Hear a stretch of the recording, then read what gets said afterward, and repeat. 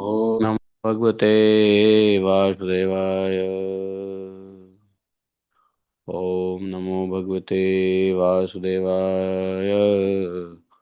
ओम नमो भगवते वासुदेवाय। नारायणं नमस्कृत्यं नरं चैव नरोत्तमं देवीं सरस्वतीं व्यासं ततो जयमुदीरये। नष्टप्रायस्वभद्रेषु नित्यं भागवत सेवया भगवतिरुत्तम श्लोके भक्तिर्भवति नैष्ठकी।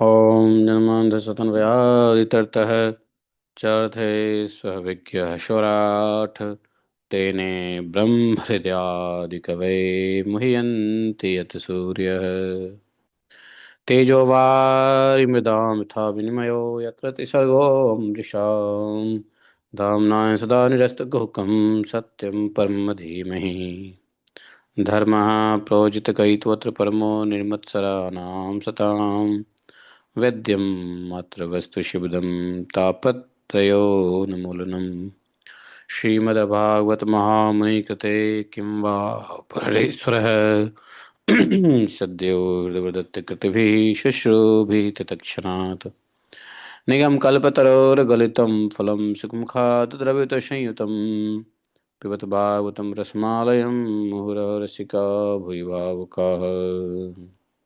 अहं सर्वस्य प्रभवो मत्तः सर्वं प्रवर्तते यदि मत्त्वां भजन्ते मां बुधा भावः समन्विता मच्चित्ता मद्गतप्राणा बोधयन्तः परस्परं कथयन्तः मां नित्यं तुष्यन्ति च रमन्ति च तेषां सततयुक्तानां भजतां प्रीतिपूर्वकम् ददामि बुद्धियोगन्तं येन मापुयान्ति ते तेषामेवानुकम्पार्थम् अहम् अज्ञानजं तमः नास्यात्मभावस्थो ज्ञानदीपेन भास्वत अहमेवास्मेवाग्रे न अन्यत् सत् असत्परं पश्चादमते तस्य वशिष्ये स्वस्म्यहम् ऋतेऽर्थं यत् प्रतीयेत न प्रतीयेत चात्मनि तद्विद्यादात्मनो मायां यथा भाषो यथात्मः यथा महान्ति भूतानि भूतेषु चावचष्यनु प्रविष्टानि अन्यप्रविष्टानि तथा तेषु न तेष्वहम् एतावदेव जिज्ञासं तत्त्वजिज्ञासुनात्मना अन्यव्यतिरेकाभ्यां यत् स्यात् सर्वत्र सर्वदा हरे कृष्णा कृष्ण कृष्ण हरे हरे हरे राम राम राम हरे हरे।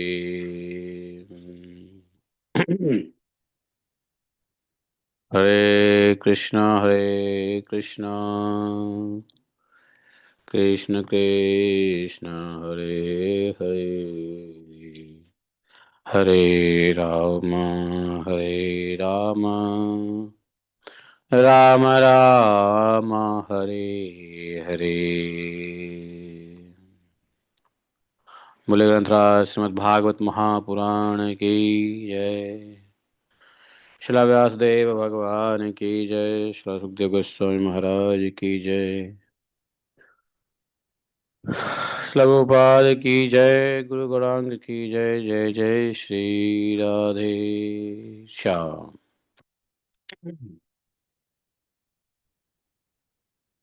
हरे कृष्णा। तो हम लोग आज आगे बढ़ते हैं भागवतम में।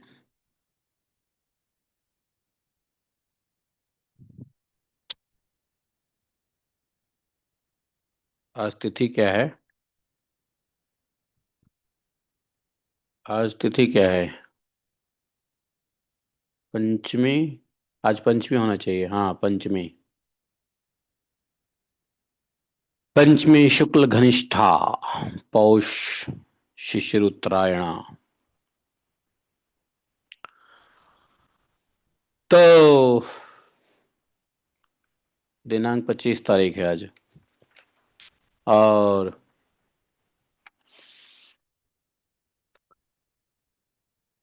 श्लोक संख्या 28 पे हम लोग चल रहे थे। नारद जी ने नारद जी पहुंचे विशालापुरी। विशालापुरी में मुलाकात हुई थी अपने अग्रज चार कुमारों से। चार कुमारों ने प्रश्न पूछा था, आपके उदासी का कारण क्या है और इतनी जल्दी जल्दी त्वरित गति से कहाँ जा रहे हैं, कहाँ से आ रहे हैं। और आपके मुख पे कुछ असंतोष दिखाई दे रहा है। असंतुष्ट तो वह होता है जिसको आसक्ति होती है। आप तो मुक्त संग हैं, आपको किसी प्रकार की आसक्ति तो होती नहीं है। तो जब आपको किसी प्रकार की आसक्ति नहीं है तो फिर आप क्यों आसक्ति युक्त पुरुषों की तरह व्याकुल दिखाई देते हैं, ऐसा पूछा था। तो नारद जी ने कहा, श्री नारद वाच, अहम तो पृथ्वीं यातो ज्ञात्वा सर्वोत्तममिति पुष्करम च प्रयागम च काशीं गोदावरीं तथा हरिक्षेत्रं कुरुक्षेत्रं श्रीरंगं सेतुबन्धनम् एवमादिषु तीर्थेषु भ्रममाण इतस्ततः न पश्यं न पश्यं कुत्रचिच्छर्म मनसन्तोषकारकं कलीना धर्ममित्रेण धरेयं बधिताधुना।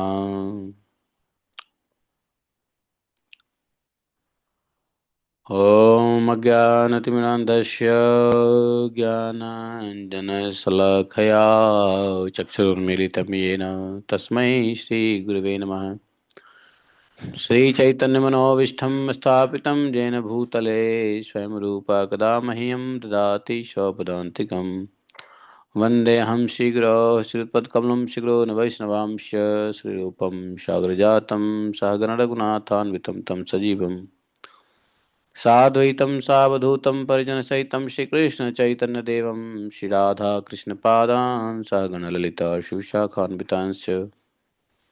हे कृष्ण करुणा सिंधो दीनबंधु जगतपते गोपेश गोपिका कांतं राधाकांतं नमस्ते। तप्त कांचन गौरांगी राधे वृंदावनेश्वरी वृषभानुसुते देवी प्रणमामि हरिप्रिये। वाञ्छाकल्पतरुभ्यश्च कृपा सिन्धुभैव च पतितानां पावनेभ्यो वैष्णवेभ्यो नमो नमः। जय श्री कृष्ण चैतन्य प्रभु नित्यानंद श्री अद्वैत गदाधर शिवासादि गौर भक्तवृंद। हरे कृष्ण कृष्ण कृष्ण हरे हरे, हरे राम राम राम हरे हरे। हरे कृष्ण। जय जय श्री राधे श्याम। तो नारद जी ने कहा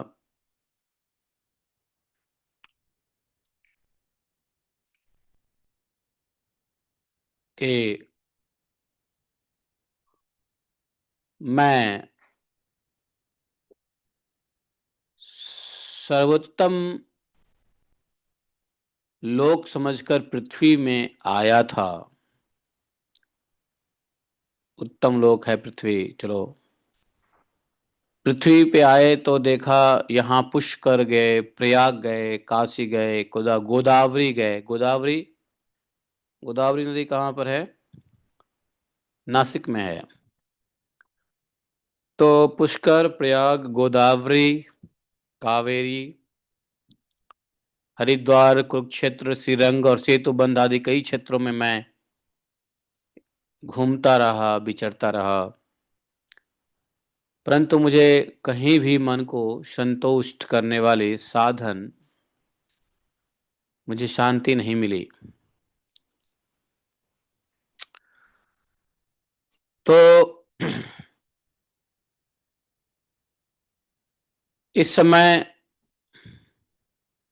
अधर्म के सहायक कली युग ने पृथ्वी को पीड़ित कर रखा है।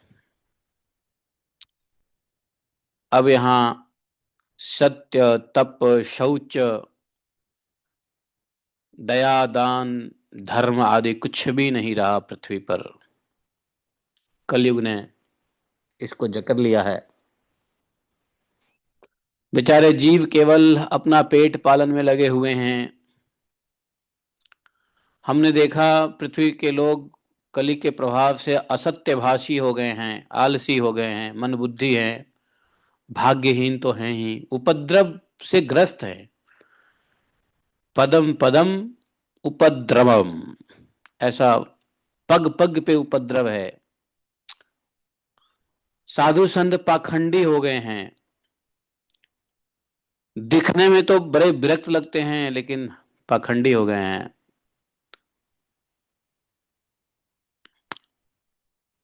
दिखने में विरक्त लगते हैं लेकिन स्त्री धन आदि सभी का परिग्रह करते हैं, संचय करते हैं।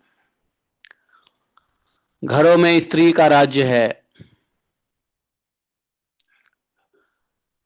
और जहां स्त्री का राज्य रहता है जिस घर में, उस घर के साले सलाहकार बने हुए हैं। मैं नहीं कह रहा हूं, हाँ, नारद जी कह रहे हैं कि कलयुग में घरों में स्त्रियों का राज्य है और साले सलाहकार बने हुए हैं। ससुर मुखिया बना हुआ है। लोभ से लोग कन्या का क्रय विक्रय करते हैं। कन्या का सेल परचेज हो रहा है और स्त्री पुरुषों में तो हमेशा कलह मचा रहता है। महात्माओं के आश्रम, तीर्थ और नदियों पर विधर्मियों का अधिकार हो गया है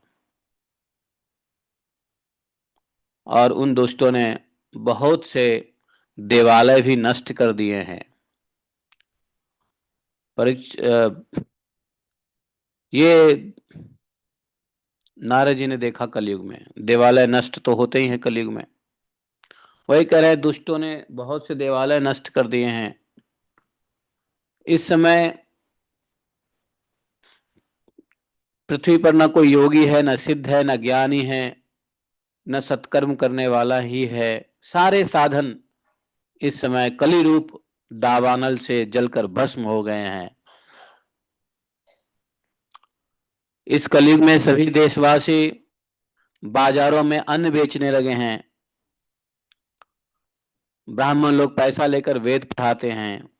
स्त्रियां वेश्यावृत्ति में लग गई है, वेश्यावृत्ति से निर्वाह करने लगी है।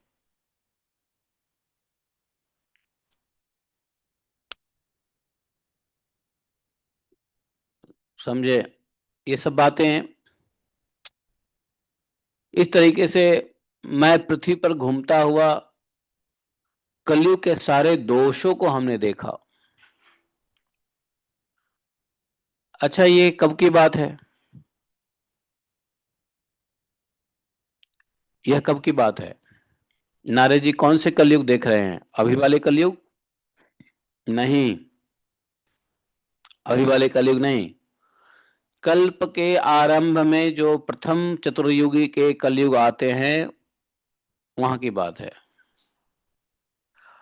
इस कलयुग में तो भगवान स्वयं थे ही और भगवान के जाने के बाद परीक्षित जी को भागवतम मिला। न- विदुर जी को भागवत मिला। उससे पहले उद्धव जी को भागवत का ज्ञान मिला। तो इस कलयुग में तो भगवान फॉर्चुनेटली थे ही और भगवान अभी अभी गए ही हैं। 5126 वर्ष हुए हैं। तो इस कलयुग की बात नहीं है। संभवतः इस कल्प के प्रथम चतुर्युग के, प्रथम मनवंतर के, प्रथम चतुर्युग के जब कली आए होंगे ना, तब जाकर के नारद जी को ऐसा तो बोले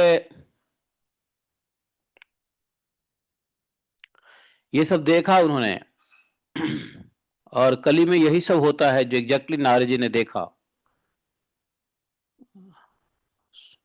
चतुर्युग में सभी युगों का जो गुण धर्म है वो हर मनवंतर में एक ही रहता है, कुछ बदलता नहीं है। युगों का युग धर्म हर मनवंतर में, हर कल्प में ऐसे ही रहता है।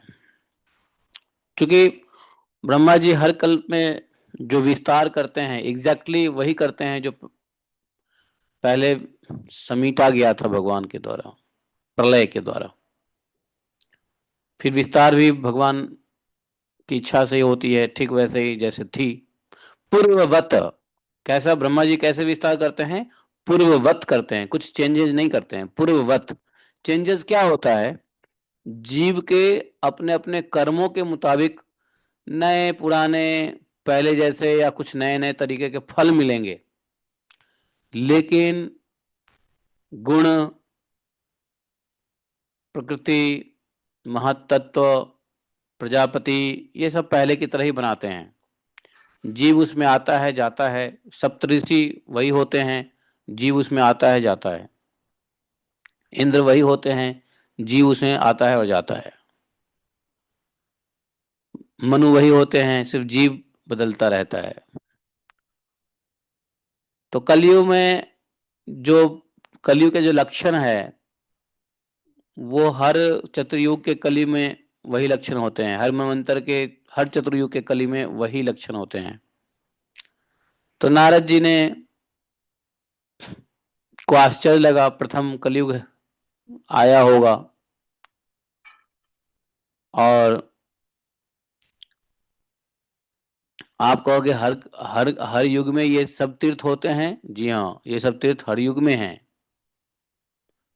क्योंकि पर्वत, नदी, तीर्थ नाम कुछ अलग हो सकते हों, लेकिन पूर्ववत ब्रह्मा जी सृष्टि की रचना करते हैं। तो उसमें प्रयाग, काशी, पुष्कर, गोदावरी, नासिक, हरिद्वार, कुरुक्षेत्र, श्रीरंग, सेतुबंध, द्वारका इत्यादि एज इट इज रहते हैं। तो कलयुग के बारे में जो बता रहे हैं एग्जैक्टली यही है। सत्य सच, सत्य नहीं, तप नहीं, शौच नहीं, दया, दान, धर्म कुछ नहीं। जीव अपना पेट पालने में लगा हुआ है, झूठ बोलता है, आलसी हो गया है, मंदबुद्धि, भाग्यहीन, है ना। जगह जगह पर संकट, उपद्रव, साधु संत पाखंडी दिखाते हैं। डिटैचमेंट बट अटैचमेंट रहता है स्त्री धन में। तो ये सब चल ही रहा है, घरों में स्त्रियों का राज्य चल ही रहा है। साले सलाहकार और ससुर प्रधान बने रहते हैं, नहीं। कन्या का विक्रय क्रय तो होता ही है कलयुग में। स्त्री पुत्रों में कलह, स्त्री पुरुषों में कलह मचा ही रहता है। और देवस्थान, तीर्थ स्थल, मंदिरों के ऊपर विधर्मियों का अधिकार हो ही गया है, नहीं। देवालय नष्ट होते ही हैं। अभी हम लोग ने कलयुग देखा ही है। अगर यह बात कोई द्वापर त्रेता में पढ़े तो शायद उतना भरोसा ना करे, लेकिन हम लोग अभी पढ़ रहे हैं तो पूरा पूरा भरोसा है, क्योंकि अभी देख भी रहे हैं यही हो रहा है, नहीं। स्त्रियां वेश्यावृत्ति से निर्वाह कर रही है। अब कहोगे नहीं नहीं, सभी स्त्रियां वेश्याएं थोड़ी ना है। ऐसा है, यहाँ वेश्यावृत्ति का अर्थ बड़ा वाइड है कि नहीं। अन्न बेचे जा रहे हैं कली में। अन्न और भूमि ये दान की वस्तु होती थी, बेचने की वस्तु नहीं होती थी। अन्न कोई विनिमय करता था, बेचा नहीं जाता था। ये सब देखा नारद जी ने।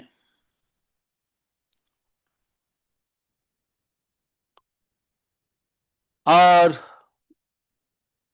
इस सब का कोई उनको कलयुग के प्राणियों के लिए निवारण का कोई उपाय न जान करके खिन्न हो गए। वही कहते हैं कि एवं पश्यन् कले दोषान् पर्यट पर्यटन वनिमहम एवं हाँ यमुनाम तटम आपन्नो यत्र लीला हरे प्रभु। ये सब देखता हुआ मैं पृथ्वी पे घूम ही रहा था कि संजोग से मैं यमुना जी के तट पे आया, जहां भगवान श्री कृष्ण की अनेकों लीलाएं हो चुकी है। तो वो कौन सी जगह है यमुना तट के ऊपर जहां पे भगवान कृष्ण की लीलाएं हो चुकी हैं? तो वो है वृंदावन। यमुनोत्री से लेकर के प्रयागराज तक सिर्फ वृंदावन ही तो है जहां भगवान की लीलाएं हो चुकी है। नारद जी कहते हैं, मुनिवरों, किसको, कौन मुनि हैं? शनक आदि ऋषि को कह रहे हैं, सुनिए, ये सब मैं आश्चर्यपूर्वक देख ही रहा था कि एक और आश्चर्य मुझे दिखाई दिया। क्या? मैंने वहां पे एक युवती स्त्री को खिन्न मन से बैठा देखा, बैठी हुई थी। हाँ? एकातु तरुणी तत्र, तरुणी, वो युवती थी, यंग स्त्री थी, और खिन्न मन से बैठी हुई थी, और उसके सामने दो बूढ़े पुरुष, वृद्ध पुरुष बेहोश पड़े हुए थे, जोर जोर से श्वास ले रहे थे अचेत अवस्था में। वह तरुणी युवती स्त्री उन दोनों अचेत वृद्ध पुरुष की सेवा कर रही थी, और उसको सचेत करने का प्रयत्न कर रही थी, जगाने का प्रयत्न कर रही थी, उसके आगे रो ही रही थी, है ना? कभी और वह अपने शरीर के रक्षक परमात्मा को दसों दिशाओं में देख रही थी। उसके चारों ओर सैकड़ों स्त्रियां उसे पंखा झेल रही थी, और अन्य स्त्रियां जो चारों ओर खड़ी थी बार बार समझाती जाती थी। मैंने दूर से ये सब होते हुए देखा।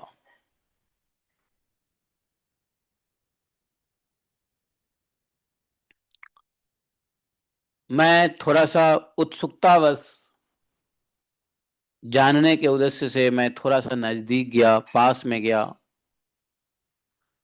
पास में गया तो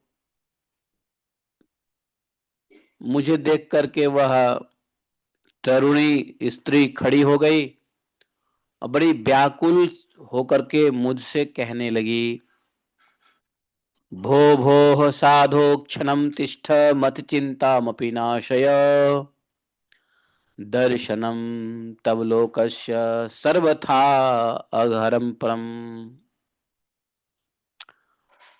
ओ महात्मा जी, भगत जी, थोड़ा रुकिए, एक सेकंड रुक तो जाइए, मेरी चिंता का थोड़ा नष्ट कर दीजिए।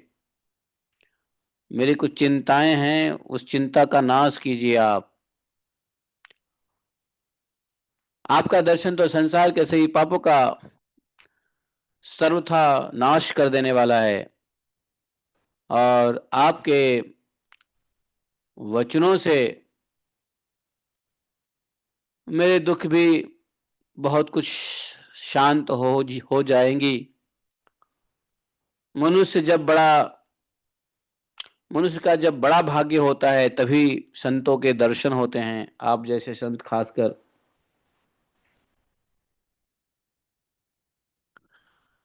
दुखिया व्यक्ति को संत के पास जाके कुछ शांति मिलती है। दुखों संत का नाम ही शायद, संत को संत इसलिए कहते हैं कि दुख से शांति दिलाते हैं, इसलिए शायद संत हैं। नहीं, अ? दुख से शांति दिलाते हैं, इसलिए उनका नाम संत। और संतों का दर्शन तो बड़ा भाग्यवान भाग्य भाग्य उदय होता है कि संतों का दर्शन होता है, हरि कृपा होती है कि संतों का दर्शन होता है।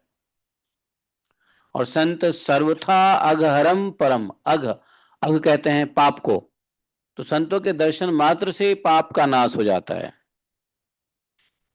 नदी में तीर्थों में स्नान करने से तो बड़े लंबे समय में जाके पाप का नाश होगा, इस संतों के दर्शन से तो तत्क्षण पाप का नाश होने लग जाता है।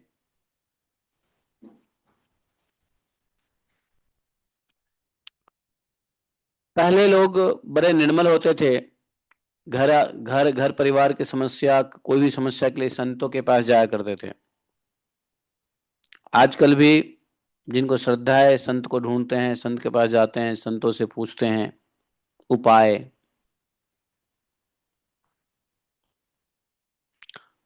नारद जी ने कहा, काशी तम का विमौ चेमा नार्य का पद्मलोचना, बद देवी, बोलिए सविस्तारम स्वस्य दुख से कारणम। सविस्तारम, डिटेल में बताओ आपके दुख का क्या कारण है, कौन हो तुम? काशी तम, कह असी तम, काशी मतलब कह असी तम, आप कौन हैं?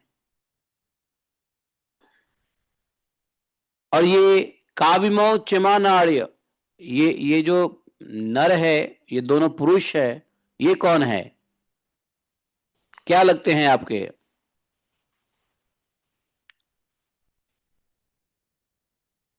और आपके पास में ये इतने सारे जो काह पद्म लोचना, ये आपके पीछे इतने सारे जो सुंदर कमल नयनी देवियां हैं, ये कौन है?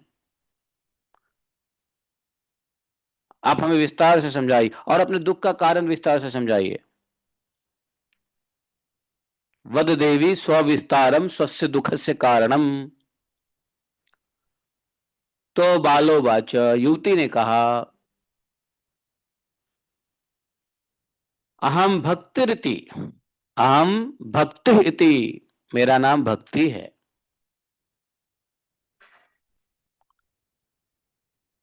और इमो में तनयो मतौ, और ये हमारे जो दो पुत्र, ये जो देख रहे हैं पुरुष, ये मेरे ज्ञान वैराग्य नाम के दो पुत्र है।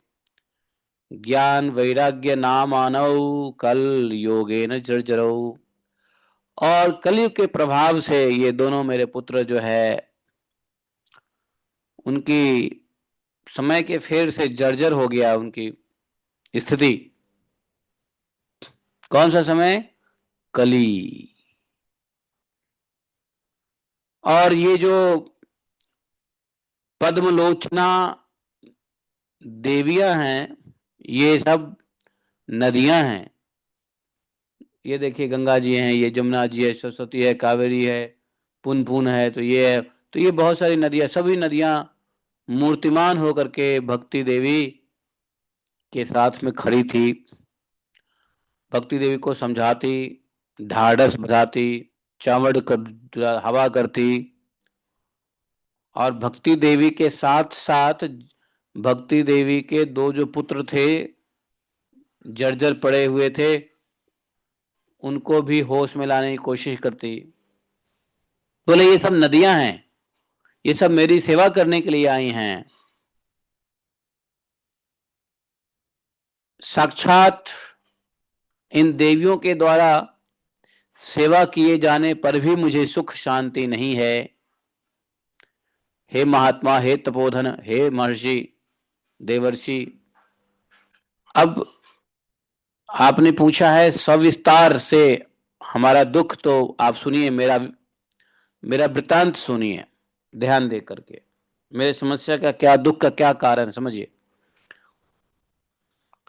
मेरी कथा वैसे तो प्रसिद्ध है, फिर भी उसे सुनकर आप मुझे शांति प्रदान करें। हाँ हाँ, बोलो बोलो बोलो, क्या क्या कहानी है, क्या कथा है? बोले कथा यह है कि मैं द्रविड़ देश में उत्पन्न हुई। द्रविड़ देश, उत्पन्ना द्रविड़े साहम वृद्धिम कर्नाटके गता। हाँ, उत्पन्न हुआ द्रविड़ देश में। द्रविड़ देश कौन सा देश है? आज के डेट में द्रविड़ क्या है? आंध्र। आंध्र का क्षेत्र द्रविड़ है। द्रविड़। हाँ बताओ, द्रविड़ आंध्र प्रदेश ही है ना? द्रविड़ या तमिलनाडु है? आंध्र है मेरे ख्याल से, या वो सब एरिया द्रविड़ ही कहलाता था। आज हो गया तमिलनाडु और आंध्रा, पहले सब द्रविड़ देश कहलाता था। द्रविड़ देश, साउथ का पोर्शन द्रविड़ देश था। और वहां मैं जन्मी और कर्नाटक में बढ़ी। कर्नाटक का नाम है भागवतम में, अर्थात कर्नाटक शुरू से ही थे। तो कर्नाटक में बढ़ी, कर्नाटका। और कर्नाटका से लगा हुआ है महाराष्ट्र। नहीं, महाराष्ट्र का सोलापुर कोल्हापुर से आगे जाओगे तो कर्नाटक से मिल जाता है। तो द्रविड़ देश में उत्पन्न हुई, साउथ इंडिया में, कर्नाटक में बढ़ी, महाराष्ट्र में आई तो थोड़ा मेरा सम्मान हुआ। लेकिन गुजरात में मुझको बुढ़ापे ने आ घेरा। गुजरात में भक्ति देवी बूढ़ी हो गई। मतलब गुजरात के लोग भक्ति देवी को बूढ़ा कर दिया। गुजरात के लोग आलसी बन गए, मालूम है, भगवान की भक्ति में। हाँ, आज देखो गुजरात की इतनी बुरी स्थिति है। गुजरात में एक चीज जो बहुत गंदी है, हर आदमी मावा खाता है। पता नहीं मावा को क्या बोलते हैं उसको, मुंह में डाले रहेगा, चबाता रहेगा, है, समझे? हर आदमी। और आलसी हो गया है, नाम के लिए मुंह पे जय श्री कृष्ण है।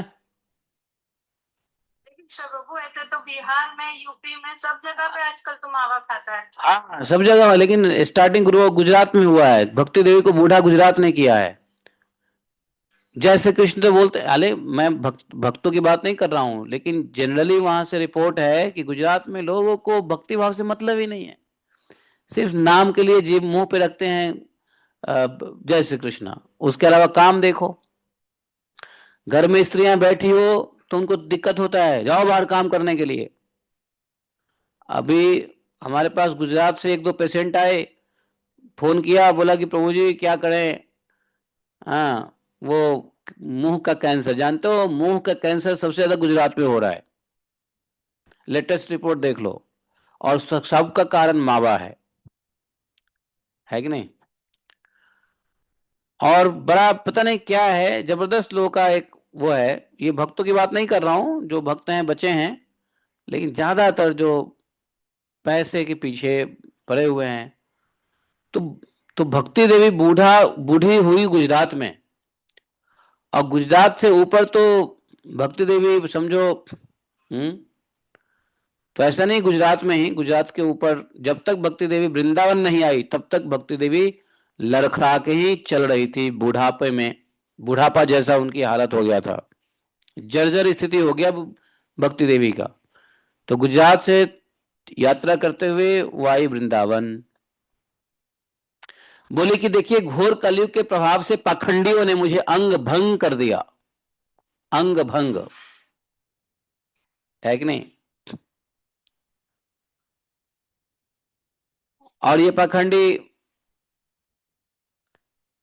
यह अवस्था बोले चिरकाल तक रहने के कारण मैं अपने पुत्रों के साथ दुर्बल और निस्तेज हो गया। दुर्बल और निस्तेज।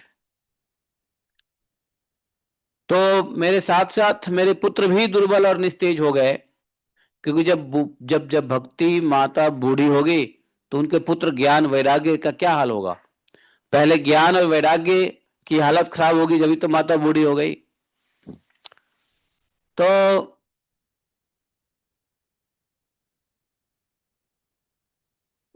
समस्या तो कलयुग में गुजरात ही नहीं, सब जगह ही कलयुग है।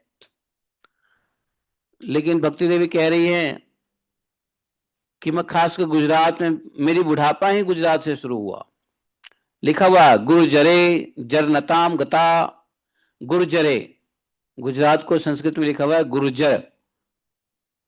क्वचित क्वचिन महाराष्ट्रे, महाराष्ट्र में फिर भी मुझे, मैं ठीक ठाक थी, सम्मान हो रहा था। और गुर्जरे जीर्णताम गता, गुजरात में तो और मैं बूढ़ी ही हो गई।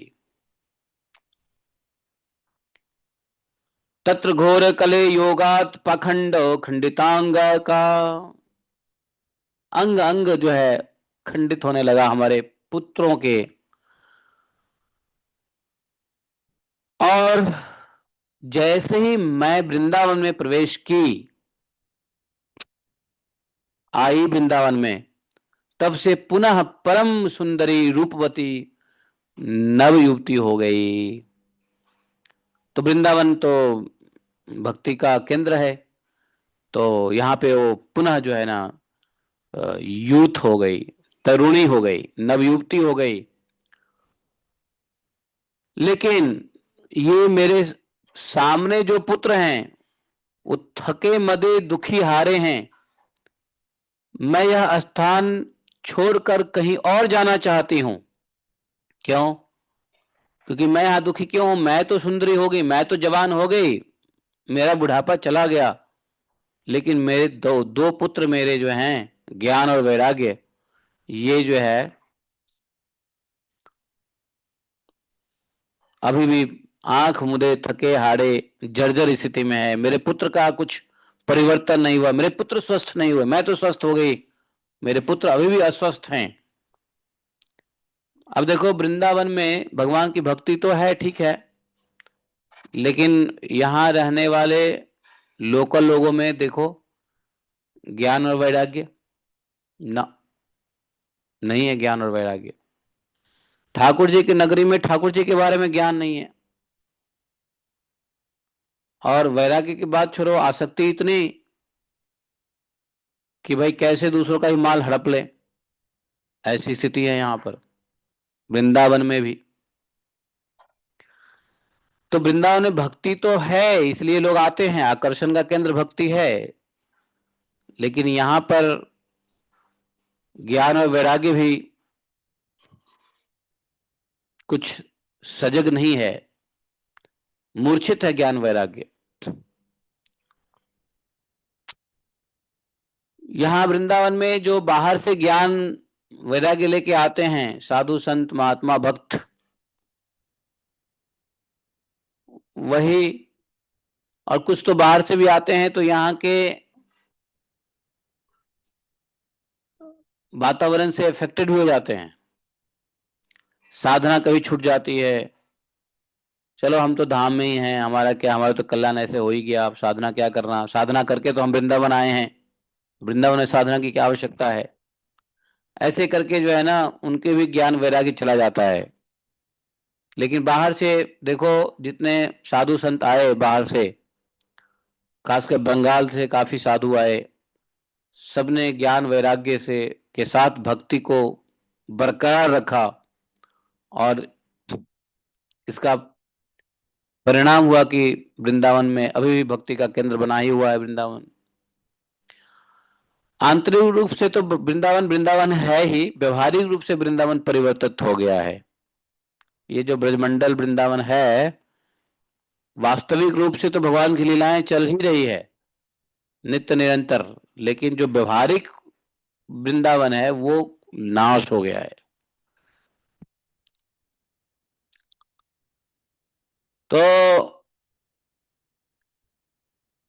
बोले तब से परम सुंदरी स्वरूपवती, मैं तो नवयुवती हो गया, लेकिन मेरे पुत्र अभी भी, ये इसलिए मैं दुखी हूं। अब देखो, कोई किसी के दो बेटे बूढ़े हो जाएं और माता जवान रहे, तो माता क्या प्रसन्न रहेगी? हाँ, मैं तो अभी जवान हूं, है, मेरा बेटा बूढ़ा है तो क्या हो गया, मैं तो जवान हूं। माता के चलो, माता के बाल खूब काले हों और पुत्र के बाल खूब उजले हो गए हों, तो पुत्र को देख के माता वैसे ही दुखी रहेगी, हाय हाय क्या हुआ, हमारा ही बच्चा, इसके बाल उजले हो गए और मेरे बाल अभी काले ही हैं। बाल काले उजले हो जाए इससे लोगों को फर्क पड़ता है, दुख होता है, तो जब शरीर ही बूढ़े और जवान हो जाए तो क्या दुख नहीं होगा। तो बोले देखिए महात्मा, मैं तरुणी क्यों और ये दोनों पुत्र बूढ़े क्यों, ये मैं जानना चाहता हूं। ये मैं तरुणी जवान हो गई, मेरे दो पुत्र पुत्र बूढ़े हो गए, क्यों? हम तीनों साथ साथ रहने वाले हैं, हम साथ रहते थे,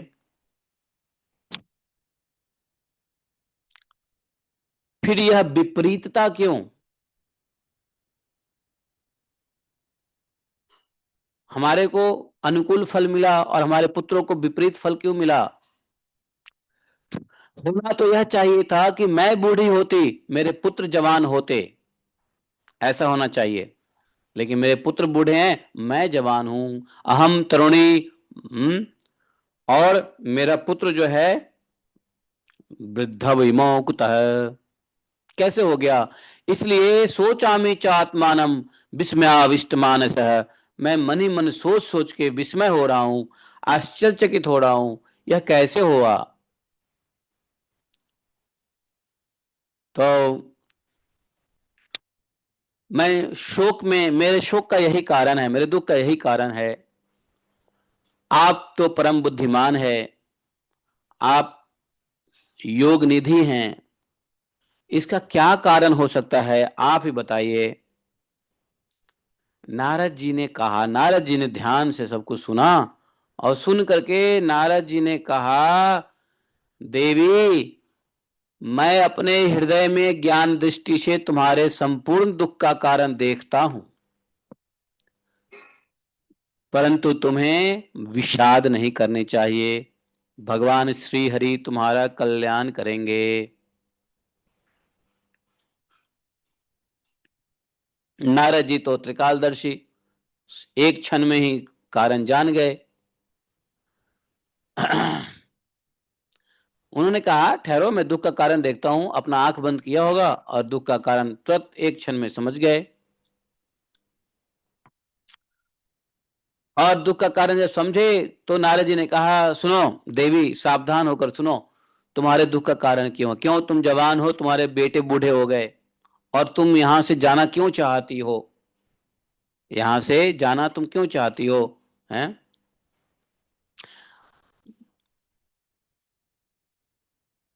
तो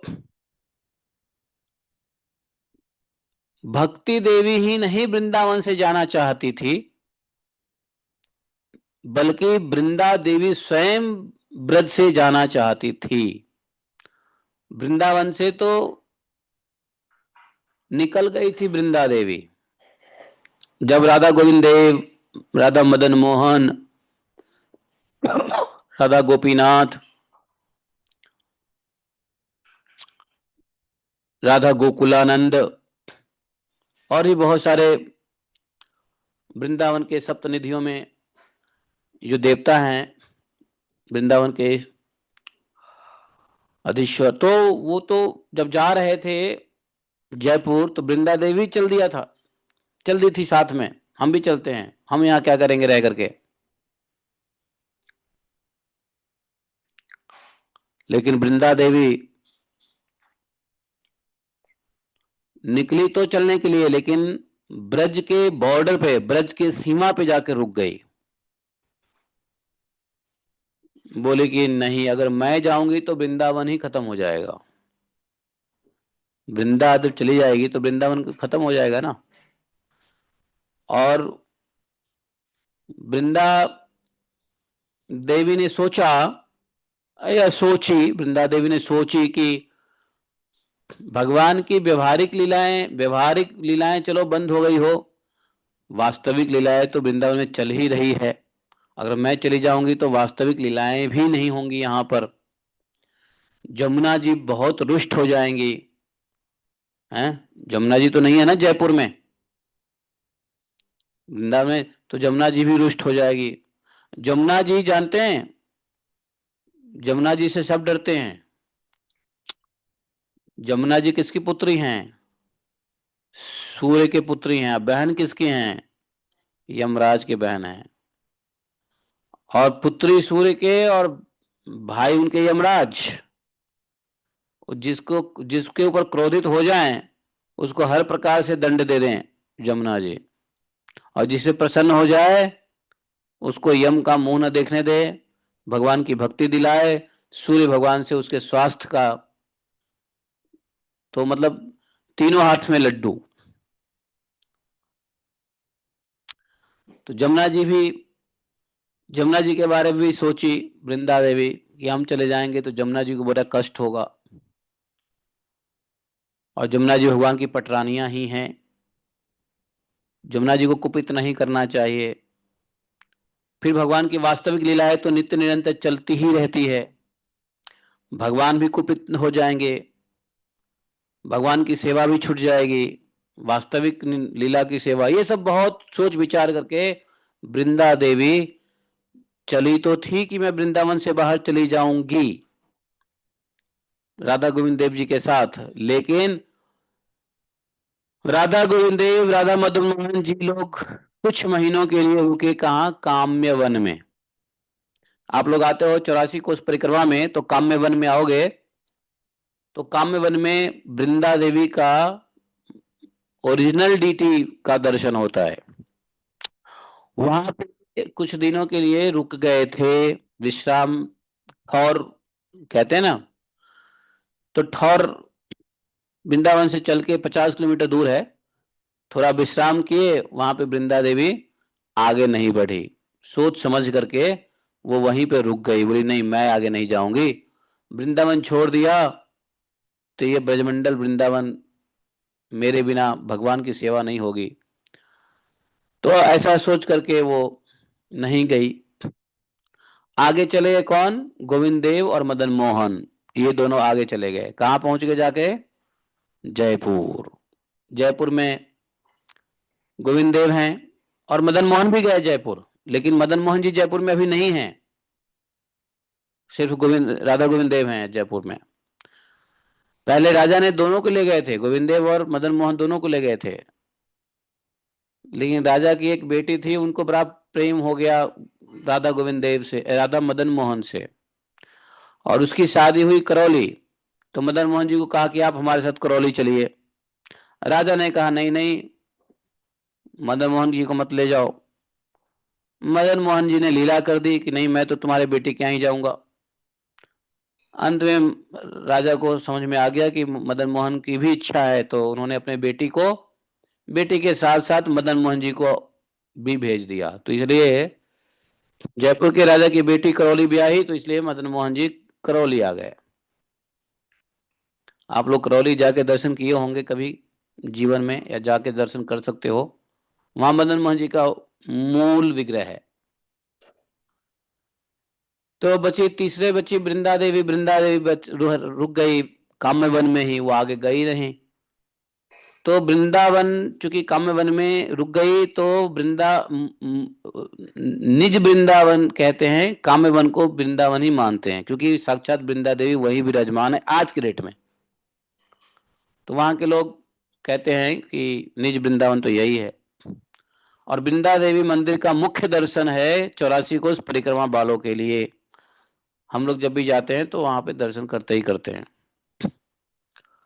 वहां पे लोग कभी भी पहुंच जाए तुलसी आरती करते हैं, प्रणाम करते हैं, दिया दिखाते हैं वृंदा देवी को। वैसे ही ये भक्ति देवी भी कह दी नारद जी से कि मैं यहां नहीं रहना चाहती, मैं बाहर जाना चाहती हूं, मैं चली जाऊंगी, आप इसका उपाय बताइए, मेरे दुख का कारण बताइए। नारद जी ने कहा देवी सावधान होकर सुनो, तुम्हारा कारण एक ही है। बोले क्या? दारुण कलयुग, दारुण कलयुग, ये दारुण कलयुग ही तुम्हारा कारण है, तुम्हारे इस प्रॉब्लम का कारण यही है, समझे? तो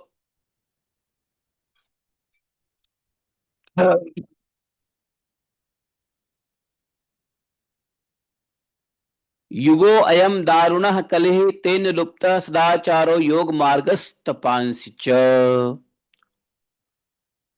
इसी से, कलयुग की वजह से इस समय सदाचार, योग मार्ग, तप, ये सब लुप्त हो गए हैं। लोग शठ हो गए हैं, शठता, दुष्कर्मता है। लोग अघासुर बन रहे हैं, अघासुर पापी लोग बन रहे हैं कली की वजह से। संसार में जहां देखो वहीं सतपुरुष दुख में, हम्म म्लान है, और दुष्ट सुखी हो रहे हैं।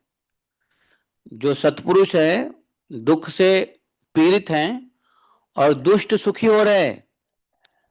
तो संसार में आप समझ सकते हो, कलयुग में ऐसा होता है कि जो साधु होंगे, सत्पुरुष होंगे, भक्त होंगे, उनको कष्ट उठाना पड़ेगा, और जो दुष्ट होंगे वो सुखी रहेंगे, मालपुआ खाएंगे। इस समय जिस बुद्धिमान पुरुष का धैर्य बना रहे, वही बड़ा ज्ञानी या पंडित है।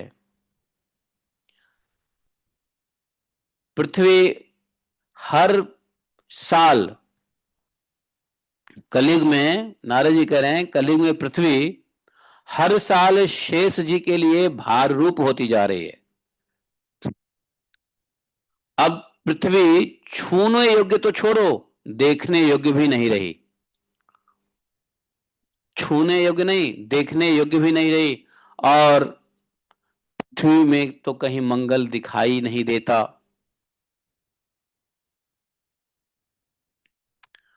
अब किसी को पुत्रों के साथ तुम्हारा दर्शन भी नहीं होता। मतलब कलयुग में ज्ञान वैराग्य के साथ भक्ति लोगों के पास कम होती है। भक्ति होती है तो ज्ञान नहीं होता है, बिना ज्ञान की भक्ति होती है कलयुग में। या भक्ति होती है तो बिना वैराग्य की भक्ति होती है, अथवा ज्ञान वैराग्य के बिना भक्ति होती भी नहीं है। और यदि भक्ति कहीं कहीं देखा भी जाता है तो ज्ञान नहीं, वैराग्य नहीं। और कहीं कहीं भक्ति है, ज्ञान भी है, लेकिन वैराग्य नहीं है। तो कलयुग में ये ऐसा देखा जाता है। तो तुम अपने पुत्रों के साथ दर्शन नहीं होगा कलयुग में, ज्ञान वैराग्य के साथ तुमको नहीं देखा जा सकता है कलयुग में। कलयुग में ऐसा ही होता है ना। जैसे किसी के पास ज्ञान है तो भक्ति नहीं, किसी के पास वैराग्य है तो भक्ति नहीं, है ना। कोई बैरागी बाबा है, घर छोड़ दिया है, वैरागी हो गया, लेकिन उसके पास भक्ति नहीं है। कोई ज्ञानी है, भक्ति नहीं है। कोई भक्त है तो वैरागी नहीं है, है। ऐसा है। तो एक साथ तुम्हारे पुत्रों के साथ दर्शन इस कलयुग में होना बड़ा संभव दिख नहीं रहा है।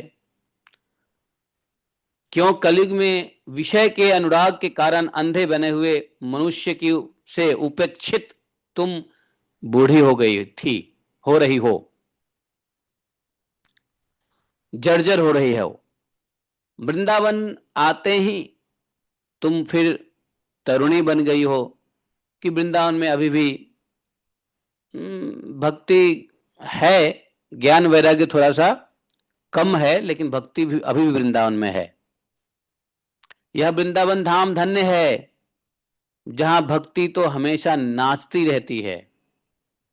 तो इसलिए तुम जो है यहाँ पे नवीन तरुणी बन गई हो। इसलिए कहते हैं ना, वृंदावन धाम में कोई ज्ञान और वैराग्य न रखे फिर भी भक्ति तो मिलती ही मिलती है। ज्ञान ज्ञान वैराग्य हो ना हो, भक्ति मिलती है, क्योंकि भक्ति यहाँ पे नृत्य करती है। और नृत्य कौन करेगा? जो जवान होगा। बूढ़ा व्यक्ति क्या नृत्य करेगा?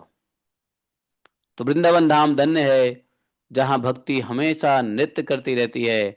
उसको ज्ञान वैराग्य से कोई लेना देना नहीं है। ये सिर्फ वृंदावन में ही होता है। इसलिए कई साधु कहते हैं, बाबा कहते हैं कि वृंदावन धाम में परे रहो, किसी कोने में परे रहो, बस परे रहने से कल्याण हो जाएगा। ज्ञान है ठीक है, वैराग्य है ठीक है, नहीं है तो भी ठीक है, कमी है तो भी ठीक है, परे रहो। बड़े बड़े असुरों को वृंदावन ने उद्धार किया है। वृंदावन में ज्ञान की बहुत आवश्यकता नहीं है। गोपियों को कौन सा ज्ञान था? उद्धार हुआ है। तो वृंदावन में इसी वजह से तुम वृंदावन जो है में आकर के जवान हो गई। और और तुम्हारे इन पुत्रों का कोई ग्राहक है ही नहीं। नारद जी कहते हैं तुम्हारे पुत्रों का कोई ग्राहक है ही नहीं, कोई नहीं चाहता तुम्हारे पुत्र को लेना। ज्ञान वैराग्य कोई नहीं चाहता। किसी को बोलो बैठ जाओ ज्ञान ले लो, भगवत ज्ञान, ना कोई नहीं लेगा। समय नहीं है, वैराग्य मतलब ही नहीं है। इसलिए इनका बुढ़ापा नहीं छूट रहा है। भक्ति सबको चाहिए, वृंदावन में भक्ति सबको चाहिए। इसलिए तुम जवान हो गई, क्योंकि यहां भक्ति अभी बना हुआ है, भक्ति नाच रही है। लेकिन यहां वृंदावन में भी तुम्हारे पुत्र का लेने वाला कोई ग्राहक नहीं है, इसलिए कमजोर है, बूढ़ा है। इनका बुढ़ापा नहीं छूट रहा है। यहां इनको कुछ आत्म सुख, भगवत स्पर्श जनित आनंद की प्राप्ति होने के कारण ये सोते से जान पड़ते हैं।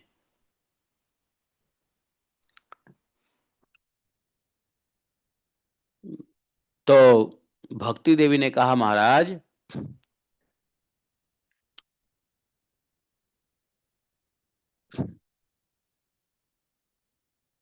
वैसे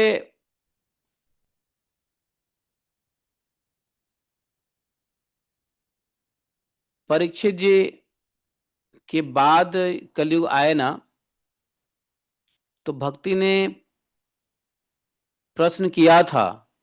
तो इस प्रश्न से लगता है कि ये एपिसोड ये परीक्षित जी के जाने के बाद ही हुआ है।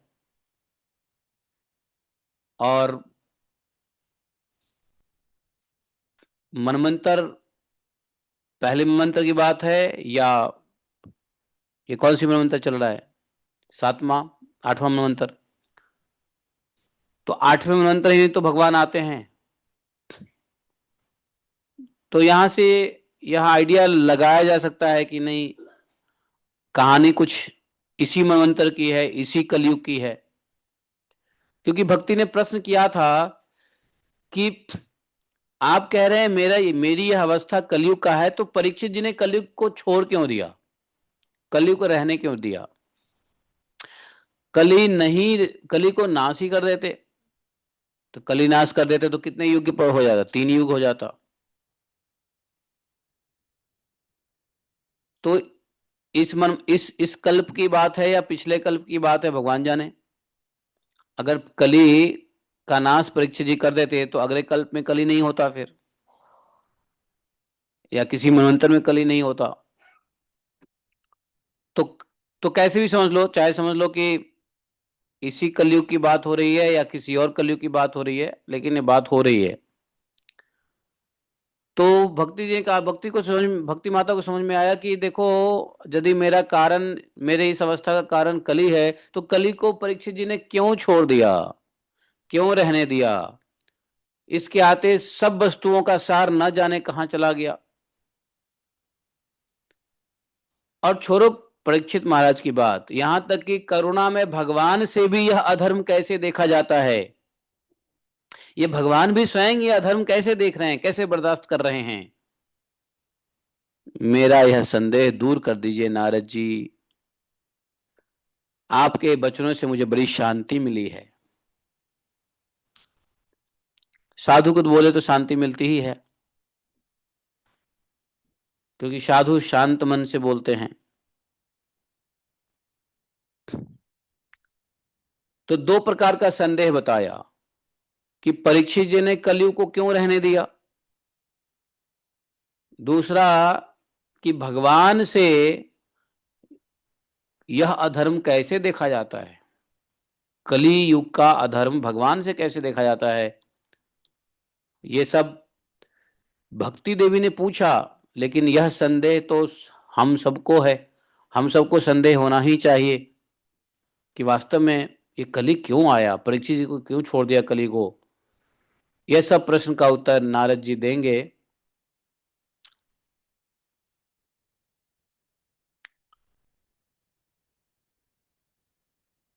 नारद जी बोले, देखो अगर आपने प्रश्न किया है तो मैं तुम्हारे प्रश्न का उत्तर दूंगा, जिससे तुम्हारा दुख दूर हो जाएगा।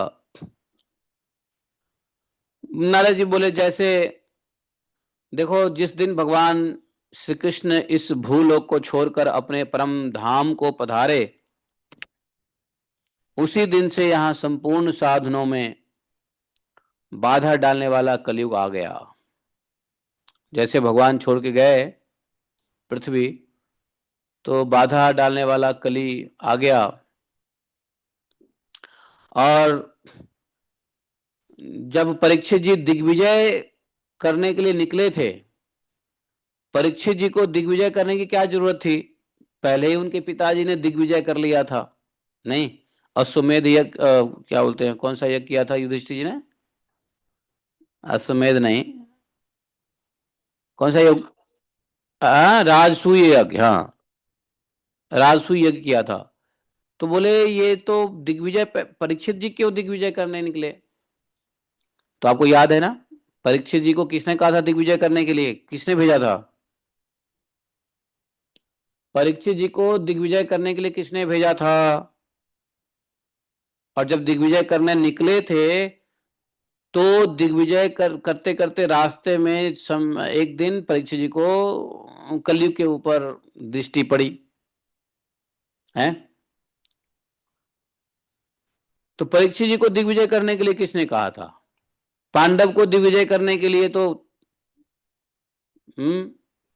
भगवान कृष्ण ने ही कहा था कि भाई राजसूय तो तभी होगा जब पहले दिग्विजय कर लो। एक राजा बच गया था, जरासंध, भगवान के सहायता से वही मारा गया। अब परीक्षित जी को दिग्विजय करने के लिए किसने कहा? किसी को याद है कथा में? किसके आदेश से परीक्षित जी गया दिग्विजय करने? उद्धव जी। उद्धव जी, उद्धव जी, उद्धव जी के आदेश से गए थे।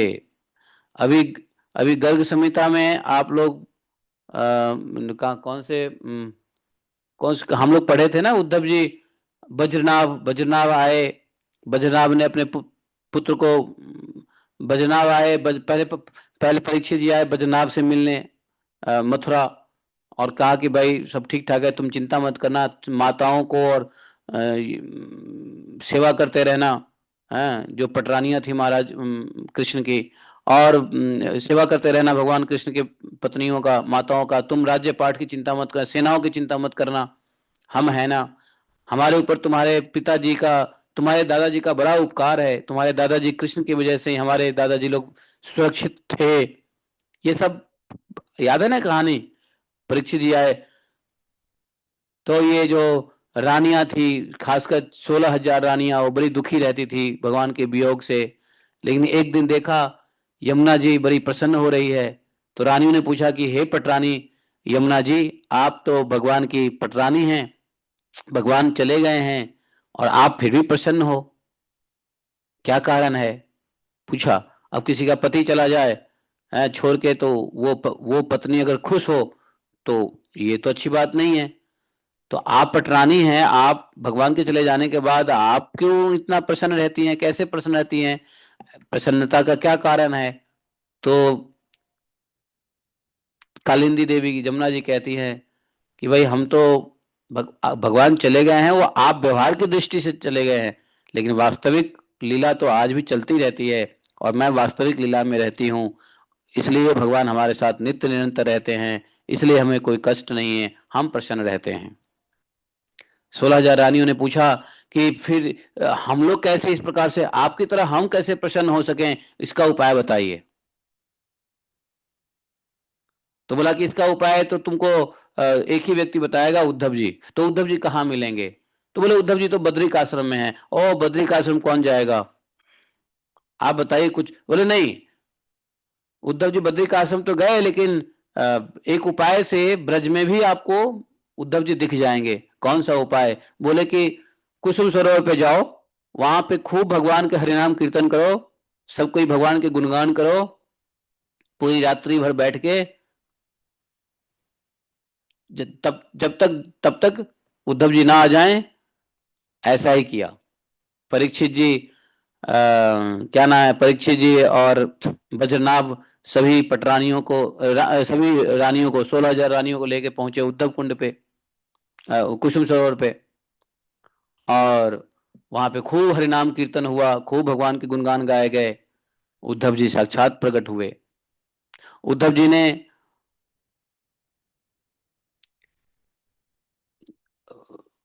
उद्धव जी जब प्रकट हुए तो सभी रानियां बोली कि ऐसे ऐसे हम यमुना जी की तरफ हमेशा प्रसन्न रहना चाहते हैं। हाँ, व्यवहार लीला से कृष्ण चले गए हैं, लेकिन हम वास्तविक लीला में प्रवेश करना चाहते हैं, जिसमें आज भी कृष्ण लीला करते हैं। तो क्या है कि इसके लिए तो तुमको भागवतम सुनना पड़ेगा, भागवतम सुनना पड़ेगा। बोले भागवतम सुनना पड़ेगा तो सुनाइए। तो बोले ठीक है, आप लोग बैठ जाइए। लेकिन वहीं पर उद्धव जी ने परीक्षित जी को कहा कि परीक्षित आप यहां मत बैठो, आप चले जाओ। परीक्षित जी ने कहा मैं क्यों चला जाऊं महाराज, हमको भागवतम सुनना नहीं है क्या? बोले कि आप इसलिए चले जाइए क्योंकि कलयुग आ गया है, और जब ये कथा चलेंगे तो कलयुग का अपना प्रभाव आएगा, और दुष्ट कलयुग जो है ना, कुछ न कुछ तो डालेगा ही। तो आप दिग्विजय करो कि हम लोगों को सुरक्षित जो है भागवतम का यहाँ पे श्रवण करा सकें इन लोगों को। परीक्षित ने कहा महाराज ठीक है, आपकी आज्ञा मान लूंगा, लेकिन हमें भागवत कैसे मिलेगा ये बताइए। तो आगे आप चिंता मत करो, आपको तो भागवतम स्वयं सुखदेव गोस्वामी के मुख से सुनने को मिलेगा। बड़ा संतुष्ट हुए परीक्षित जी, और उन्हीं की आज्ञा से, उद्धव जी की आज्ञा से चले ये दिग्विजय करने के लिए। ये कहानी नहीं सुना है? नहीं सुना है? किसी को याद नहीं है? कहानी भूल कैसे जाते हैं हम लोग, समझ में नहीं आता है। कितने घर के काम काज में बिजी रहते हो, ये कथा हम लोगों ने अभी सुना है, महात्म्य में सुना है। कहाँ लिखा हुआ है? स्कंद वो, हाँ स्कंद पुराण से। नहीं सुना था? ये सुत जी ने सुनाया था इस कहानी को, अभी भागवतम खत्म होने से पहले, एक हफ्ता पहले की बात होगी, ज्यादा दिन की बात नहीं है। हैं? तो जब उस समय दिग्विजय करने के लिए परीक्षित जी निकले, तो नारद जी कह रहे हैं उनकी दृष्टि पड़ी कहां पर? कलयुग पर। और कलयुग पर दृष्टि, कलयुग दीन के समान शरणागत हो गया। जब है ना, जैसे चोर को यदि सिपाही देख ले तो चोर कैसा अलग होता है। हम्म। अब यहां तो राजा ने देख लिया कलयुग को, राजा परीक्षित। तो कलयुग को समझ में आ गया कि ये तो स्वयं राजा हैं और ये छोड़ेंगे नहीं। तो राजा कब छोड़ते हैं? जब शरणागत हो जाओ, है ना। शरणागत को मारना राज्य धर्म नहीं है। कली ने क्या किया? तुरंत राजा के शरण में आ गया। और राजा परीक्षित भी कैसे थे? सारग्राही, भ्रमर के समान, भौड़े के समान। उन्होंने निश्चय किया कि मुझे कली का वध नहीं करना चाहिए। तो महाराज क्यों? कली का वध क्यों नहीं करना चाहिए? परीक्षित ने ऐसी, राजा परीक्षित ने ऐसी कौन सी सारग्रही बात भ्रमर के समान समझ लिया कि कलियुग को नहीं मारना चाहिए? तो राजा परीक्षित ने यह देखा, जो फल तपस्या योग और समाधि से भी नहीं मिलता, कली के समय में, कलयुग में भगवान के सिर्फ हरि कीर्तन करके वह फल मिल जाता है। तो कली के लोग तपस्या कर नहीं सकते, योग कर नहीं सकते, समाधि को प्राप्त नहीं कर सकते। यहाँ तो यम नियम नहीं होता है, समाधि कहाँ पहुंचेंगे? हैं? हैं? यम नियम होता ही नहीं, आसन प्राणायाम कहाँ से होगा? ध्यान, धारणा ध्यान समाधि कहाँ से होगा? हैं? तो ये जब योग तपस्या समाधि से जो कुछ भी मिलता है, कलयुग में सिर्फ वो सारी चीजें भगवान के नाम कीर्तन से मिलता है। इसलिए कली है सारहीन, लेकिन इस दृष्टि से कली में कुछ इसेंस मिला परीक्षित जी को। वैसे कली इसेंसलेस है, लेकिन इतना ही इसेंस देखा परीक्षित जी ने कि सिर्फ इसके रहने से, इसके युग में भगवान के नाम कीर्तन से ही सबको सब कुछ प्राप्ति हो जाएगी। और अनेकों दोष देखते हुए कली ने के अंदर यह एक गुण को देख करके उन्होंने कलयुग में उत्पन्न होने वाले जीवों के सुख के लिए इसको रहने दिया, तो उत्तर मिल गया। भक्ति देवी को उत्तर मिल गया ना कि परीक्षित जी ने क्यों छोड़ दिया कली को, इसका उत्तर मिल गया। अब समय, इस समय लोगों के कुकर्म में प्रवृत्त होने के कारण लोग कुकर्म में लगे हुए हैं, सभी वस्तुओं का सार निकल गया है और पृथ्वी के सारे पदार्थ बीजहीन भूसी के समान हो गए। ब्राह्मण केवल अन्न धन के लोभ में घर घर लोगों को कथा, भागवत कथा सुनाने लगे हैं, इसलिए कथा का सार चला गया, कथा का सार भी चला गया। क्योंकि ब्राह्मण सिर्फ धन के लालच में कथा सुनाते हैं। तीर्थों में नाना प्रकार के अत्यंत घोर कर्म करने वाले नास्तिक और नार की भी पुरुष रहने लगे हैं। तीर्थ में पहले ज्ञानी वैरागी भक्त लोग रहते थे, अब नास्तिक भी आ गए हैं तीर्थों में, और पाप करने वाले लोग भी तीर्थों में आके पाप करने लगे हैं। नारकी पुरुष, अधम पुरुष भी जो है ना तीर्थों में, इसलिए तीर्थ का भी प्रभाव खत्म हो गया है? जिनका चित्त निरंतर काम क्रोध महान लोभ और तृष्णा में जलता रहता है, वे भी तपस्या का ढोंग करने लगे हैं। हृदय में काम क्रोध लोभ मोह तृष्णा धधक रहा है, फिर भी तपस्या का चोला पहन के ढोंग कर रहे हैं। इसलिए तप का भी कोई सार रहा नहीं। मन पर काबू न होने के कारण, लोभ दंभ पाखंड का आश्रय लेने के कारण, शास्त्र का अभ्यास न करने से ध्यान योग का भी फल मिट गया है। पंडितों की यह दशा है कि वह अपनी स्त्रियों के साथ पशु की तरह रमन करते हैं और उनमें संतान पैदा करने की ही सिर्फ कुशलता पाई जाती है। मुक्ति साधन में वे सर्वथा अकुशल हैं, ऐसा बताया। सिर्फ बच्चा पैदा करने की शक्ति रह गई है,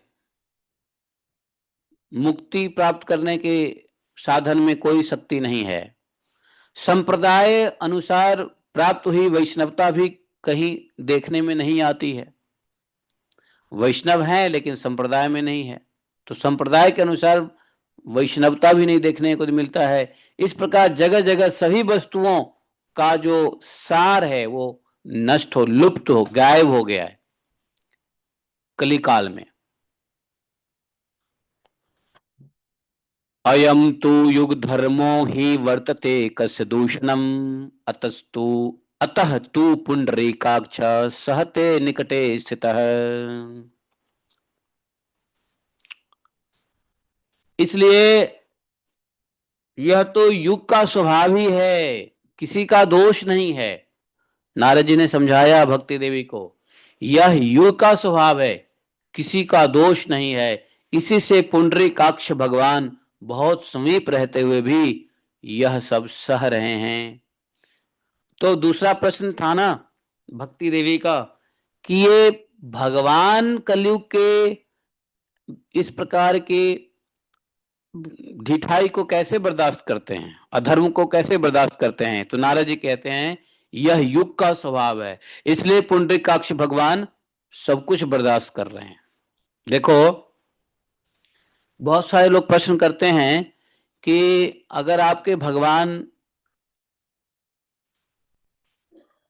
जैसे देखो जब राधा गोविंद देव जी के पास अंग्रेज लोग गए, अंग्रेज पहुंचे मंदिरों में, तो राधा गोविंद जी के बारे में सबने कहा, पंडित पुजारी ने कहा नहीं नहीं, he is not a statue, he is our lord and he is alive.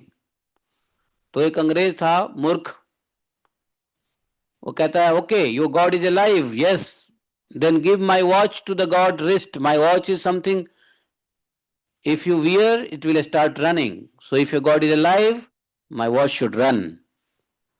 then I will understand that your God is really alive. समझ गया? नहीं समझा अंग्रेजी में?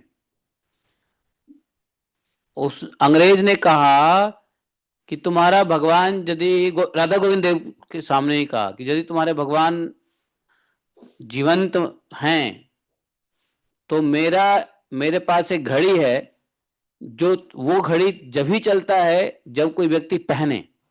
अगर इस घड़ी यह घड़ी चलने लगा राधा गोविंद देव जी के हाथ में तो समझो कि राधा गोविंद देव जी में प्राण है, वरना प्राण नहीं है। ही is not live, he is dead, he is just a statue stone. अब पंडितों का वहां पे जो भक्त लोग हैं राधा गोविंद, जयपुर की ये सत्य घटना है, सत्य घटना है। तो उनका घड़ी लिया, अंग्रेजों का घड़ी लिया और राधा गोविंद देव जी के हाथ में पहना दिया। तो जैसे ही पहना तो वो घड़ी चलने लगा, समझे?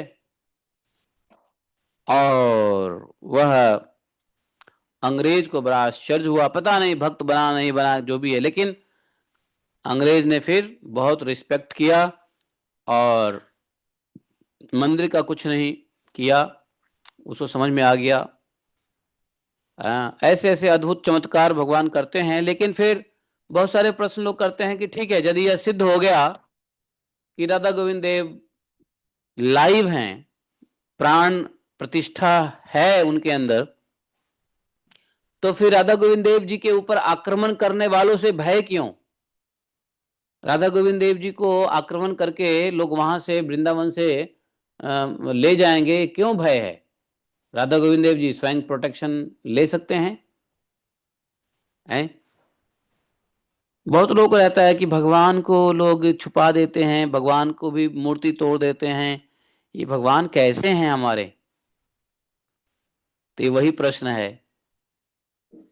तो इसलिए भगवान ऐसे हैं कि भगवान जानते हैं कि इस कली का दोष है, इस कलियुग का स्वभाव ही है। तो भगवान जिसको जो स्वभाव दिए हैं, भगवान भी उससे पीड़ित होते हैं। ऐसा नहीं भगवान पीड़ित नहीं होते हैं, भगवान पीड़ित होते हैं, लेकिन भगवान चुप हैं। क्यों? कलयुग का स्वभाव है। इसलिए डीटी के साथ कुछ भी होता रहे। अब कुछ लोग कहते हैं कि वृंदावन के मथुरा के मंदिर के जो भगवान कृष्ण हैं उनको कहते हैं कि ताजमहल के सीढ़ियों में लगा दिया गया। ऐसा सुना है ना? आप लोगों ने सुना नहीं सुना? ऐसा कहते हैं कि ताजमहल के सीढ़ी के नीचे भगवान का मूर्ति है, उसको खोदना चाहिए, निकालना चाहिए। तो भाई ये भगवान कैसे हैं जो अपनी रक्षा नहीं कर रहे हैं? यही भगवान है तो क्या क्या नहीं चमत्कार कर देते हैं, और यही भगवान है स्वयं की रक्षा नहीं कर पाते हैं। तो इसका कारण यही है कि भगवान स्वयं भुक्त भोगी होते हैं कलयुग के स्वभाव से, क्योंकि कलयुग का स्वभाव ही ऐसा है, इसमें किसी का दोष नहीं है। लेकिन जो जो व्यक्ति इसका ज्ञान नहीं रखता है, उस कलयुग में क्या होता है, और कलयुग के साथ कलियुगी बन जाता है। कलयुग में कली है, कलयुग है। जैसे बारिश हो रहा है, तो बारिश हो रहा है तो और आदमी भीगने लगेगा तो बेवकूफी है ना। अरे पता है बारिश हो रही है तो छतरी लगा लो। पता है कलयुग है, स्वभाव ही ऐसा है, तो भगवान के शरण में जाओ। अब मान लो कीचड़ है तो बेवकूफी होगा ना, कीचड़ में खाली पैर चल देगा। अरे कीचड़ है तो थोड़ा सा बूट शूट पहन के चलो, चाहे कीचड़ ना लगे। या ऐसे रास्ता बदल दो, ये जाओ ही नहीं, किसी और रास्ते से जाओ। नहीं, तो भगवान भी कलयुग के स्वभाव के मुताबिक बिहेव करते हैं। और कलयुग के लोगों को क्यों? क्योंकि कलयुग के लोगों को बुद्धि नहीं है। कलयुग में पंडित की बुद्धि खराब हो रखी है, ब्राह्मणों की बुद्धि खराब हो रखी है, सब पेट पालने वाले हैं, सबसे बच्चा पालने में ही कुशल हैं। ज्ञान वैराग्य है नहीं। जब ज्ञान नहीं है तो ये कैसे ज्ञान होगा कि भगवान बर्दाश्त करें, हम भी बर्दाश्त करें। भगवान कलयुग के स्वभाव को बर्दाश्त कर रहे हैं, हम भी बर्दाश्त करें। है? तो जो इस बात को समझेगा, भागवतम पढ़ेगा, जो स्टूडेंट ऑफ भागवत होगा, भागवत का विद्यार्थी होगा, वही समझेगा। इसलिए कली में घर में लड़ाई हो रही है, चलो समझ लो कि कली है, कली में तो कलह होता ही है। स्त्रियां लड़ रही है, चलो कली है, कोई बात नहीं है कि नहीं? तो कली समझ करके, कली के दोष स्वभाव समझ करके हमको क्या करना चाहिए? उधर देखना भी नहीं चाहिए और तुरंत भक्ति मार्ग का रास्ता अपना लेना चाहिए। जो कलयुग में कल्याण, कलयुग में जिस चीज से कल्याण हो सकता है उसको पकड़ लेना चाहिए। जैसे बरसात में कल्याण किससे होता है? छतरी से। छतरी पहन के जाओगे, रेनकोट पहन के जाओगे तो बरसात से नहीं भीगोगे।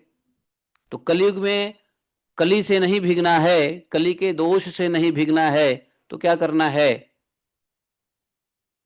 हम्म भगवान का नाम, भक्त का संग, भागवत श्रवण, धाम की भ्रमण, ये सब करते रहो, कलयुग के दोष से बच जाएंगे। हम्म वैष्णवों का संग, गुरु की आज्ञा। तो जो वैष्णव टिकेट्स को फॉलो करेगा तो कलयुग में भी उसके लिए कलयुग नहीं है। जैसे छतरी के नीचे खुले आकाश में बारिश के बीच जाओ तो उसके लिए बारिश नहीं है, और जिसके पास छतरी नहीं है उसके लिए बारिश है, उसके लिए है। तो बारिश होते हुए भी बारिश का प्रभाव नहीं होता है, वैसे ही वैष्णव धर्म को पालन करने वालों के लिए कलयुग होते हुए भी कलयुग अछूत रहता है। तो ये प्रश्न नारद जी से किसको उत्तर मिल रहा है? भक्ति देवी को। क्या हम लोग को नहीं मिल रहा है? हम लोग को भी ये उत्तर मिल रहा है। क्यों? और जो जिसको ये उत्तर नहीं मिल रहा है वो बौड़ाए हुए हैं, पागल की तरह घूम रहे हैं, कली काल से प्रभावित हो रहे हैं, होंगे, होते रहेंगे नहीं। नारद जी ने इतना कह दिया भक्ति देवी को। सुत जी कहते हैं, शौनक जी, इस प्रकार देवर्षि नारद के वचन सुनकर भक्ति को बड़ा आश्चर्य हुआ, भक्ति को बड़ा आश्चर्य हुआ, और भक्ति ने जो कुछ कहा सुनने जैसा है। भक्ति देवी ने क्या कहा?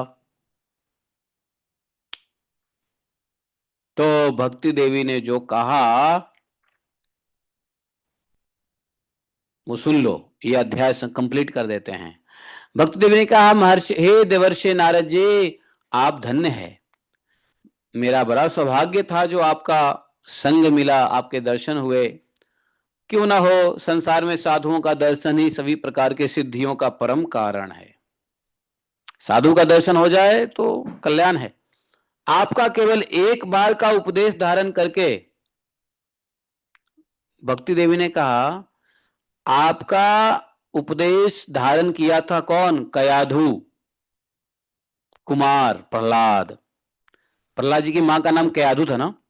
तो कयाधु कुमार प्रहलाद ने आपके उपदेश का हृदय में धारण करके माया पर विजय प्राप्त कर ली, असुर होते हुए। प्रहलाद जी क्या थे? असुर कुल में थे।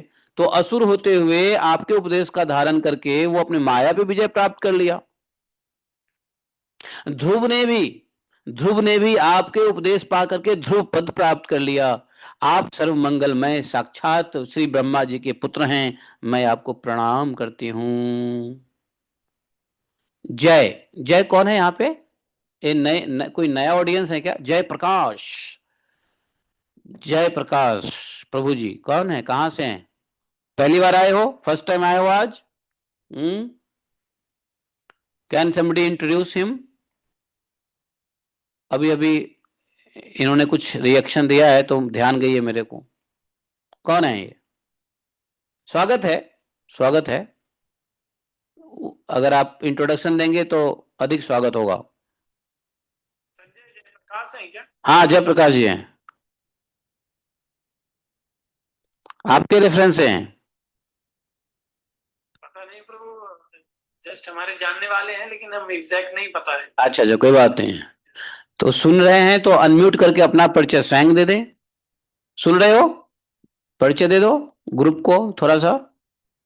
कहाँ से हैं? नहीं सुन रहे हैं? अभी अभी उन्होंने कुछ रिएक्शन दिया था तो ध्यान गई मुझे। उन्होंने कुछ रिएक्शन इमोजी वगैरह डाला तो ध्यान मेरा गया। ठीक है। तो यहां पर पहला अध्याय समाप्त हो जाता है। पद्म पुराण के उत्तरखंड में ये महात्म्य आती है, जिसमें भक्ति नारद संवाद के नाम से है, पहला अध्याय समाप्त होता है। तो आज हम लोग समझ गए भक्ति देवी के जो प्रश्न थे, वो प्रश्न हम लोगों का भी है। भगवान कैसे इस कली के अधर्म को टॉलरेट कर रहे हैं, बता दिया। क्यों कर रहे हैं, नहीं।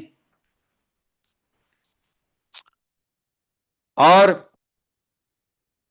एक और प्रश्न था कि परीक्षित जी ने कली को क्यों नहीं मार डाला, तो उसका भी उत्तर मिल गया, क्यों नहीं मार डाला, नहीं। तो पहले जो प्रश्न था कि कलयुग को क्यों नहीं मारा परीक्षित जी ने, उससे हम लोग को एक फायदा है, खुश होना चाहिए कि चलो हम लोग कलयुग में पैदा हुए, और हम लोग पैदा हुए, खुश हो जाओ। लेकिन बड़े बड़े ऋषि मुनि देवता भी चाहते हैं कलयुग में पृथ्वी पे आना, बड़े बड़े साधु संत कलयुग में आना चाहते हैं पृथ्वी पे, समझे। सब पृथ्वी पे कलयुग में जन्म लेना चाहते हैं। कारण क्या है, हरिनाम संकीर्तन से काम बन जाएगा। और दूसरा जो प्रश्न का उत्तर मिला, उससे समझ में आ गया ना कि जो कुछ भी हो रहा है, कली का स्वभाव समझो, और कली का स्वभाव समझ के क्या करो, भक्ति भजन में लग जाओ। अगर कली के स्वभाव समझ के कली से लड़ने जाओगे तो कली बहुत बलवान है।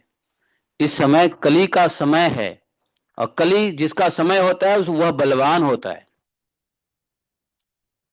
इस समय में इस समय में सिर्फ कली ही बलवान है, और कली से जीतने का एक ही उपाय है, वह है भगवान परम पुरुषोत्तम भगवान श्री कृष्ण का चरण शरण ग्रहण। भगवान की भक्ति में लग जाओ, कली कुछ नहीं करेगा। बाकी उसके अलावा कली किसी को नहीं छोड़ते। ऐसा है भाई।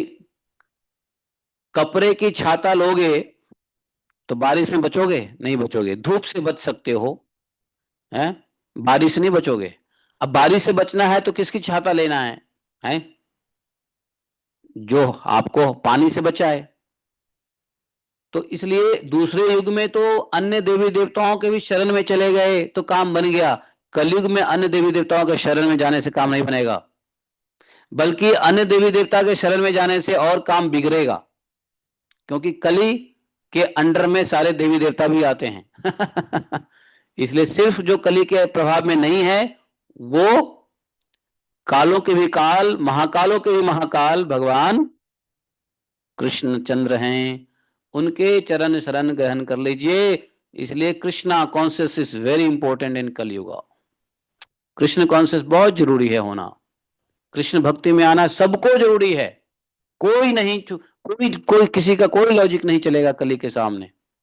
नारद जी ने कहा है, और जो इसको समझ जाएगा तो ठीक है, नहीं समझेगा तो फिर 84 के चक्कर में जाएगा, है ना, राउंड्स ऑफ 84। इसलिए यह बात अपने सास ससुर बेटी दामाद सबको बता दो। जो आपकी बात मान लें, कल्याण हो जाए। अपने दोस्त दुश्मन सबको बता दो, आस पड़ोस सबको बता दो, नाते रिश्तेदारी सबको बता दो, भाई बंधु सबको बता दो कि भाई साहब, कली का स्वभाव समझो, और ज्यादा कली के पीछे मत पड़ो, भगवान के पीछे पड़ो। कली से नहीं जीत पाओगे, समझे। तो आज हम लोग भागवत पुराण में इतना ही पढ़ते हैं। उसके आज थोड़ा सा पढ़ना है हमको, और आगे कौन सा, गर्ग संहिता। बोले ग्रंथराज श्रीमद् भागवतम की जय। एकम शास्त्रम देव की पुत्र गीतम, एको देवो देव की पुत्र एव, एकम मंत्र तस् नामानि यानि कर्मापि तस्य दिवस सेवा। त्वमेव माता च पिता त्वमेव, त्वमेव बंधुश्च सखा त्वमेव, त्वमेव विद्या द्रविणं त्वमेव, त्वमेव मम सर्वदेव देवः। कृष्णाय वासुदेवाय हरे परमात्मने प्रक्लेशनाशाय गोविंदाय नमो नमः। हे कृष्ण करुणा सिंधो दीनबंधु जगतपते, गोपेश गोपिका कांतम राधा कांतम नमस्ते। तप्त कांचन गौरांगी राधे वृंदावनेश्वरी वृषभानुसुते देवी प्रणमामि हरिप्रिये। वाञ्छाकल्पतरुभ्यश्च कृपा सिन्धुभैव च पतितानां पावनेभ्यो वैष्णवेभ्यो नमो नमः। जय श्री कृष्ण चैतन्य प्रभु नित्यानंद श्री अद्वैत गदाधर शिवासादि गौर भक्तवृंदा। हरे कृष्णा कृष्ण कृष्ण हरे हरे, हरे राम